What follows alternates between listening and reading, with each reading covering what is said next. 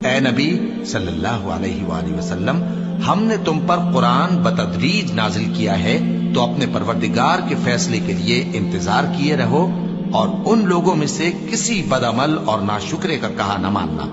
اور صبح و شام اپنے پروردگار کا نام لیتے رہو، اور رات کو بڑی دیر تک اس کے آگے سجدے کرو اور اس کی پاکی بیان کرتے رہو۔ یہ لوگ دنیا کو دوست رکھتے ہیں اور قیامت کے بھاری دن کو پس پشت چھوڑے دیتے ہیں۔ ہم نے ان کو پیدا کیا اور ان کے جوڑ جوڑ کو مضبوط بنایا، اور اگر ہم چاہیں تو ان کے بدلے انہی کی طرح اور لوگ لے آئیں۔ یہ قرآن تو نصیحت ہے،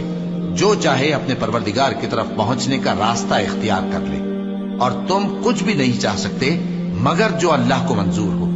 بے شک اللہ جاننے والا ہے، حکمت والا ہے۔ وہ جس کو چاہتا ہے اپنی رحمت میں داخل کر لیتا ہے، اور ظالموں کے لیے اس نے